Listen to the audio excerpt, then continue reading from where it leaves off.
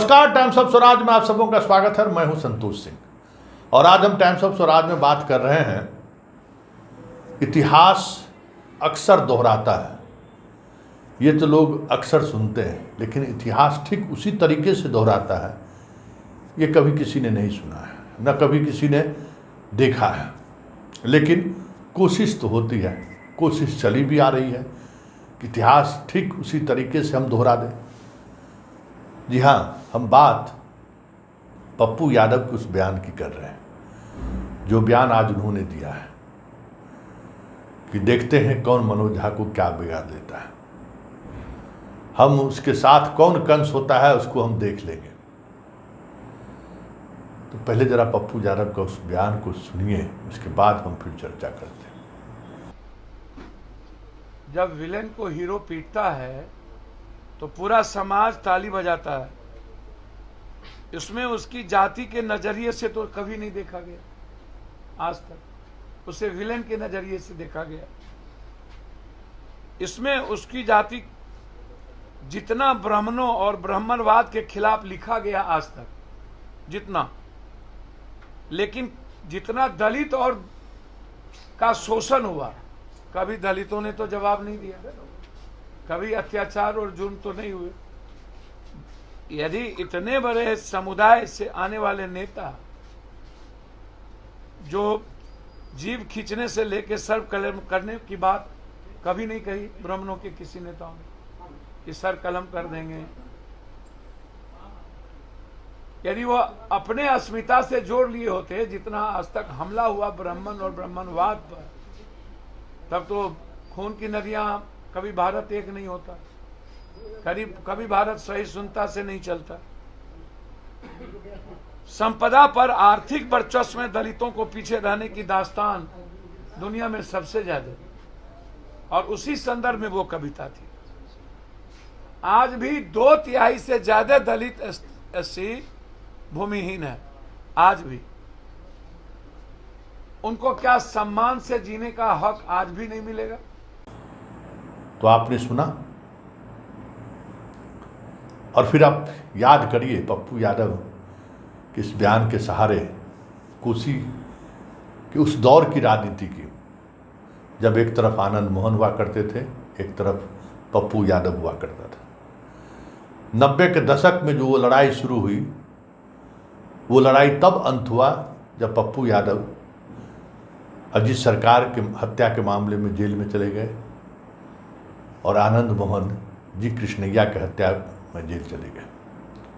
लेकिन इस दौरान लगभग 10-12 वर्षों तक कितने राजपूत और यादव लड़के मारे गए इस दोनों की लड़ाई में, इसकी गिनती नहीं है। कितने राजपूत के परिवार बर्बाद हो गए होंगे, इसकी गिनती नहीं है। कितने राजपूत के परिवार को अपना कामत, जो अलग अलग इलाकों से आए थे, सुदूर देहात में रहकर खेती गृहस्थी का काम करते थे, कामत छोड़कर, उन कामत कहा जाता था, कामत छोड़कर भागना पड़ा। अगर वो इतिहास दोहरा जाए तो आनंद मोहन राजपूत के नेता के रूप में एक काली पोतने वाली राजनीति रही है। कमोबेश वही स्थिति पप्पू यादव की भी रही है। पप्पू यादव की वजह से भी बहुत सारे यादव मारे गए, बहुत सारे यादव को पीछे हटना पड़ा। बाद के दौर में कई और यादव क्रिमिनल बने, उससे सीधे टक्कर पप्पू यादव को मिलनी शुरू हुई और ये चीज़ें निरंतर चलती रही। लेकिन इस दोनों की लड़ाई में कभी दोनों का आसपास से भी गोली नहीं गुजरा, यही हकीकत है। और एक 90 में विधायक बनता है महसी से आनंद मोहन, वो जनता दल की टिकट पर वो चुनाव जीतते हैं, और ठीक उसी समय सिंहेश्वर से निर्दलीय पप्पू यादव विधायक बनता है। और 91 के लोकसभा चुनाव में पप्पू यादव पूर्णिया से सांसद बनता है, और आनंद मोहन 91 के लोकसभा चुनाव में शरद यादव के खिलाफ जनता पार्टी से चुनाव लड़ते हैं। लड़ाई की शुरुआत वहीं से हुई, लेकिन उस लड़ाई में मधेपुरा और सहरसा छूट गया, जहाँ इस दोनों की जन्मभूमि और कर्मभूमि रही। एक पूर्णिया पकड़ लिया, दूसरा सहरसा और मधेपुरा से बाहर मुजफ्फरपुर, दरभंगा, वैशाली की तरफ बढ़ गए। स्वाभाविक तौर पर वो इलाका यादव का डोमिनेंस वाला इलाका था। इन इलाकों में सवर्णों का इनका साथ मिला इसके इमेज की वजह से। 94 में इनकी पत्नी लवली आनंद सांसद बनी, जलवा था किशोरी सिन्हा को चुनाव हराए। चीज़ें चलती रहीं, डीएम की हत्या हुई, डीएम की हत्या में ये आरोपी हुए, जेल गए। अजीत सरकार की हत्या हुई, अजीत सरकार के हत्या मामले में पप्पू यादव जेल गए। लेकिन इस बीच पप्पू यादव लगातार सांसद होते रहे पूर्णिया से।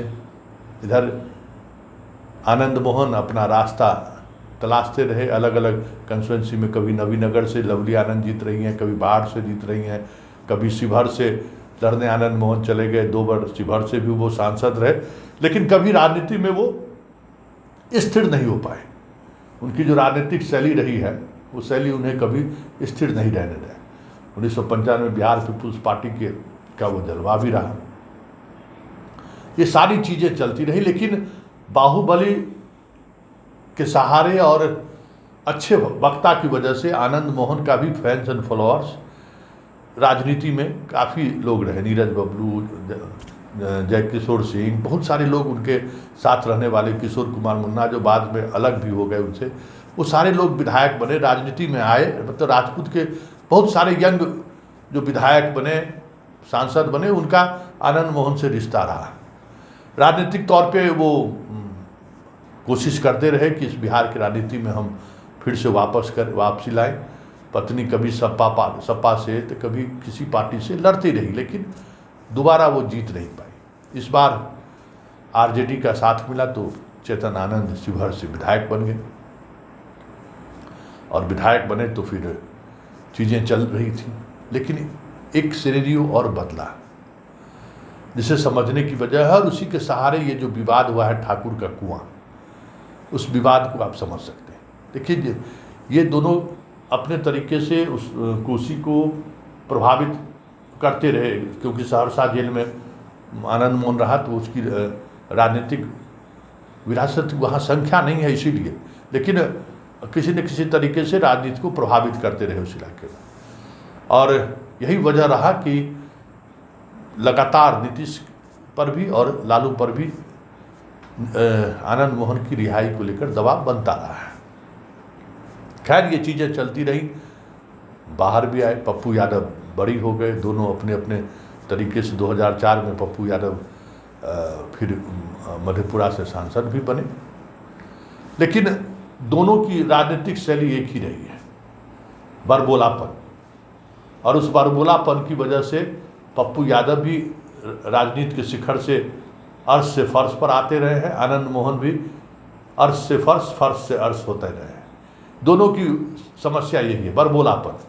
और उस बरबोलापन की वजह से उन्हें राजनीति में अक्सर समस्याएं खड़ी होती रहती हैं। दोनों का बरबोलापन है, और हैसियत से ज़्यादा ताकत दिखाने की दोनों की ये चीज़ें रही हैं। पप्पू यादव की भी हैसियत, मियाँ बीबी सांसद होने के बाद बहुत मुश्किल है निकलना था बाहर, लेकिन वो हैसियत दिखाएंगे पूरे बिहार का कि हम पूरे बिहार के यादव के नेता हैं। तो लालू यादव बार बार उनको औकात बताते रहते हैं। मियाँ बीबी दोनों चुनाव हार गए, और पप्पू यादव के कारण इस बार लोकसभा चुनाव में पत्नी चुनाव हार गई। और अभी कांग्रेस के राज्यसभा सदस्य होने के बावजूद भी पप्पू यादव की महत्वाकांक्षा की वजह से बिहार की राजनीति में फिर से उन्हें मुँह खानी पड़ी, तो कोई बड़ी बात नहीं है। ये दोनों अति महत्वाकांक्षी हैं, और इति अति महत्वाकांक्षी के कारण ही अस्थिर रह रहे हैं। लेकिन इस बीच एक नया समीकरण उसी में जन्म लिया, जो जिसको कहते हैं मनोज झा। मनोज झा जैसे भी हो, जिस परिस्थिति में भी हो, वो लालू परिवार के करीब आए, राज्यसभा सांसद बने। सांसद बनने के बाद कोसी की राजनीति में वो पर्दे के पीछे ही सही अपनी राजनीतिक गोटी सेट करना वो शुरू कर दिए। और पहली कामयाबी उन्हें तब मिली जब विधान परिषद के चुनाव में उन्होंने अजय सिंह को टिकट दिलवाया आरजेडी से, और वो चुनाव जीत भी गए। और वो चुनाव किसको हराया? नीरज बबलू की पत्नी की। नीरज बबलू की पत्नी आनंद मोहन के सजा होने के बाद कह सकते हैं कि पूरे कोसी में राजपूत राजनीति को नीरज बबलू प्रभावित करता रहा। और नीरज बबलू और आनंद मोहन में यही फर्क रहा कि नीरज बबलू अपने उस बाहुबल के इमेज के सहारे एक अलग तरीके का नैरेटिव सेट किया उन्होंने। यादव के खिलाफ ही सही, अन्य पिछड़ों को एक साथ गोलबंद किया। यही वजह रहा कि नीतीश के साथ रहे तब भी वो जीते, नीतीश के साथ से हटे तब भी वो जीते, लगातार वो चुनाव जीतते आ रहे। लेकिन पत्नी के मामले में वो चुनाव हार गए। उस हार से मनोज झा की राजनीतिक हैसियत भी बढ़ी कोसी में, और अजय सिंह के सहारे वो अलग तरीके की नैरेटिव भी सेट करने की कोशिश शुरू कर दी। कहा यह जा रहा है कि लवली आनंद और चेतन आनंद को जो टिकट देने की बात आ रही थी, उस दौर में भी मनोज झा की इच्छा नहीं था कि इनके परिवार को, आनंद मोहन के परिवार की फिर से राजनीति में वापसी। फिर लेकिन परिस्थिति ऐसी बनी कि उसकी वापसी, क्योंकि आनंद मोहन के साथ जो एक पॉजिटिव चीज़ है, जो पप्पू यादव के साथ भी है, कि वो राजनीति में हर यादव गांव में एक दो पप्पू यादव भी अपने लोगों को बनाए हुए हैं, चाहे जिस परिस्थिति में भी हो। उसी तरीके से आनंद मोहन भी राजनीति में भले वो दूर चले गए हों, लेकिन हर राजपूत गांव में एक दो लोग उनके भी हैं जिसके सहारे वो राजनीति साधते रहते हैं, मतलब अपनी राजनीति का एहसास कराते रहते हैं पॉलिटिकल पार्टी के लोगों को। तो ये चीज़ें चल रही थी। लवली आनंद के चुनाव हारने को लेकर भी कहा जा रहा है कि उसमें कहीं न कहीं मनोज झा का बाएं दाएं का कुछ खेल हुआ है, था उस दौर में। और शिवहर में भी बहुत मुश्किल से चीज़ें व्यवस्थित हुई और उसके बाद वहाँ वो चुनाव जीता। याद होगा कि कई फंक्शन हुए आनंद मोहन के परिवार में, सारे नेता आपने देखा होगा, लेकिन मनोज झा कहीं दिखाई नहीं दी, क्योंकि मनोज झा पर्दे के पीछे जो खेल खेल रहे थे, उस खेल की समझ या भनक आनंद मोहन को लग चुका था कि ये राजद में हम तो आ गए हैं, लेकिन राजद में रहते हुए इस तरीके का खेल खेला जा सकता है। और याद करिए, बेटी के फलदान में तेजस्वी जिस उत्साह के साथ शामिल हुए थे, वो फिर शादी में शामिल नहीं हुए। और उसके बाद जो लालू परिवार का आनंद मोहन के परिवार से जो दूरी बढ़नी शुरू हुई, वो बढ़ते बढ़ते बढ़ते बढ़ते यहाँ तक पहुँच गया है। वजह साफ, पीछे मनोज झा खड़े थे, जो मनोज झा किसी भी स्थिति में आनंद मोहन के परिवार को एस्टेब्लिश होना नहीं चाहते थे, क्योंकि उनको पता है कि आनंद मोहन अगर फिर से राजनीति में एस्टेब्लिश हो गए तो कोसी की जो राजनीति में वो अजय सिंह के सहारे, कुछ और इसी तरीके के फेस के सहारे जो अपने आप को स्थापित करने की कोशिश शुरू की थी, वो कोशिश बीच में ही मतलब ब्रेक लग जाता। तो ये थी। इस बीच सुधाकर सिंह के रिजाइन देने के बाद, अनंत सिंह के समर्थक के जो जिनको मंत्री बनाया गया उसके रिजाइन देने के बाद आनंद मोहन के अंदर में ये इच्छा पनपी कि उसके जगह पर उनके बेटा को बना दिया जाए और मंत्री बना दिया जाए। लेकिन मनोज झा अजय सिंह की लॉबिंग करने शुरू कर दिए। इस वजह से वहाँ मामला रुका। दोनों में अंदर खाने में फ्रिक्शन की वजह वहीं से शुरू हुई। तो ये सारी चीज़ें चल रही थी और आनंद मोहन धीरे धीरे धीरे धीरे नीतीश के करीब हो रहे थे। और हालात ये हुए कि वो नीतीश के काफ़ी करीब हो भी गए, लेकिन नीतीश हमेशा ये कोशिश की कि दोनों के बीच इस तरीके की दूरियां न बढ़े कि लालू उस इशूज़ को लेकर वीटो लगाना शुरू कर दें। इसलिए हमेशा वो ललन सिंह के माध्यम से आनंद मोहन को कहते रहे कि लालू परिवार से मतभेद को कम करके, उसी सिलसिला में वो मिलने गए थे। और कहा यह जाता है कि वो मिलने गए, लेकिन गाड़ी के साथ अंदर आने से रोक दिया गया। और फिर जो चीज़ें हुई, जो कहा जा रहा है, उसके बाद वो थोड़ा और एग्रेसिव हुए राजस्थान में उनका प्रोग्राम था। प्रोग्राम से जब वो लौटे उसी दौरान दिल्ली में उन्हें ये खबर मिली कि ठाकुर को लेकर इस तरीके का कविता पाठ उन्होंने किया है।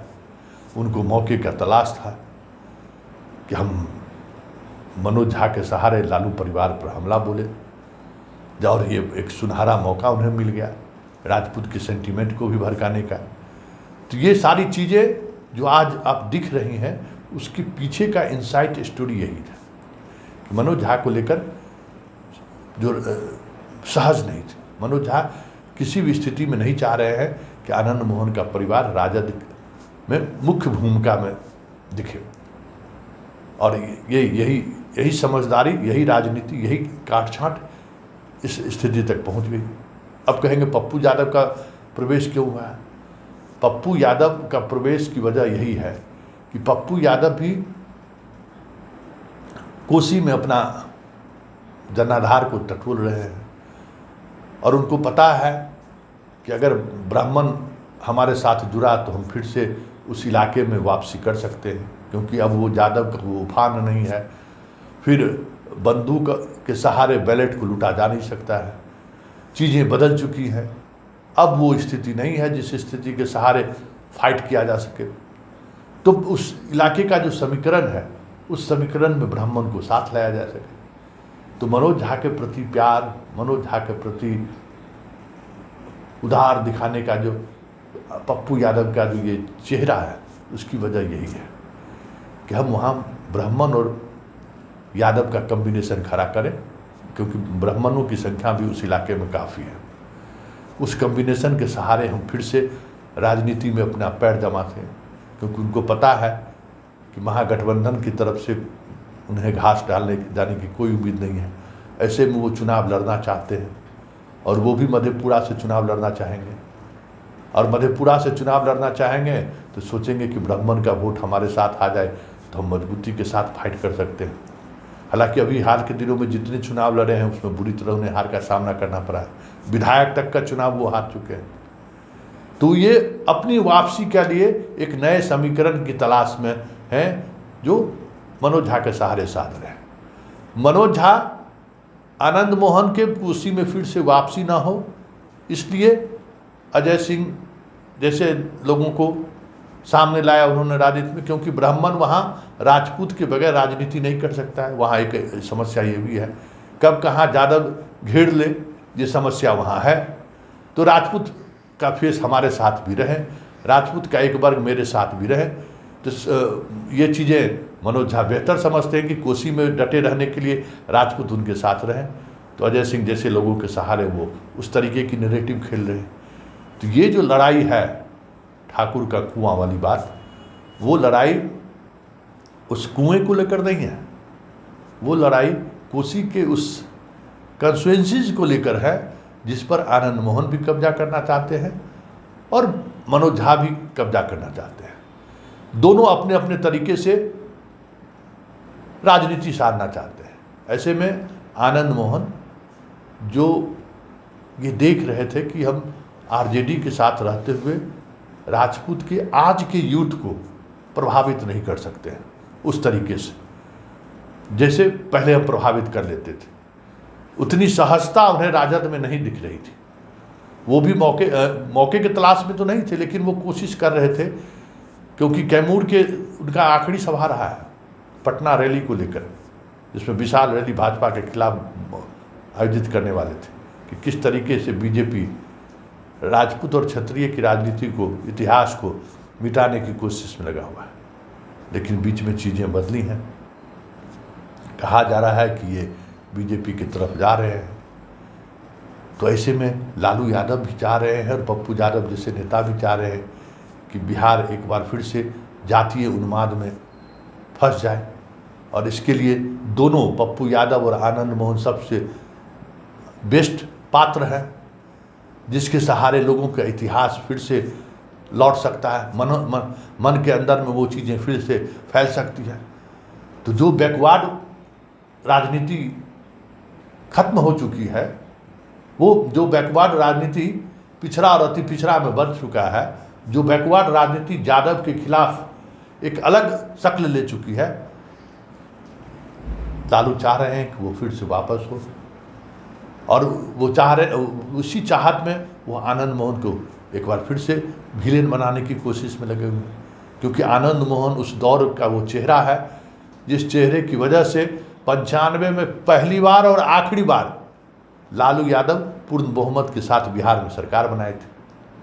और उस विजय के बाद जो लालू का पतन होना शुरू हुआ 95 के चुनाव के बाद, 2000 के बाद, फिर उनकी वापसी बिना नीतीश के संभव नहीं हो पाई है। तो उनकी कसमकस, उनकी छटपटाहट ये है। ऐसे में वो उस पुराने, कह सकते हैं ना कि भैपर को हवा भी दिए, जलाए भी, अब उसी के सहारे अपना कुनवा भी रोशन करना चाहते हैं। मतलब शिवहर से चेतन आनंद का विधायक बनना आरजेडी की वजह से ही बने ना, नीतीश ने उनको घास तो नहीं दिया था। तो आनंद मोहन के परिवार के सदस्य का विधायक बनना, बेटे का विधायक बनना, मतलब भैपर जलाना था। अब उसी भैपर के सहारे आरजेडी ये चाहता है कि उनका पूरा कुनवा रोशन हो जाए, उसी को बार बार दिखाएं कि देखिए फिर ये जल गया है, पिछड़ो दलितों जागो, फिर से आनंद मोहन आ रहा है, फिर से आनंद मोहन आ रहा है। लेकिन इन्हें ये समझ में नहीं आ रहा है कि राजनीति अब 95 से 18 वर्ष दूर चला गया है, जहां यादव के खिलाफ पिछड़ी जातियां किसी भी परिस्थिति में नीतीश के साथ आने के बावजूद भी हो सकता है कि वो चीज़ें वापस नहीं हो पाए। 2015 में तो हुआ ना, अधिकांश सीटों पर नीतीश को हार हुआ, यादव उनको वोट नहीं किया। कई कंस्टिट्यूंसी में लालू को भी परेशानी हुई, जहां यादव से डायरेक्ट फाइट अति पिछड़ा को था, वहां नीतीश के चाहते हुए भी पूरी तौर पर वापसी नहीं हुई। लेकिन जितनी वापसी हुई उसका लाभ आरजेडी को मिला, बड़ी पार्टी बनकर वो उभरे। तो ये सारी चीज़ें हैं। तो ये जो आप दिख रहा है ना ठाकुर का कुआं, वो सिर्फ सिंबॉलिक पॉलिटिक्स है। लक्ष्य कुछ और है। लक्ष्य है उस जातिवादी राजनीति को फिर से कैसे वापस बिहार में लाया जाए, जातिवादी उस सोच को एक बार फिर से कैसे हवा दिया जाए, जिस सोच के सहारे लालू बिहार की राजनीति में बने रहे। देखिए आगे आगे होता है क्या, लेकिन इतना तय है, इतिहास जरूर दोहराता है, लेकिन हर बार एक ही शक्ल में इतिहास दोहराए ये कोई ज़रूरी नहीं है। तो आनंद मोहन, पप्पू यादव, मनोज झा ने जिस राजनीति को एक नई शक्ल देने की जो कोशिश है, या राजनीति को फिर से वापसी की जो उनकी कोशिश है, वो कोशिश कोई और शक्ल लेकर 2024 के चुनाव में सामने आए तो कोई बड़ी बात नहीं।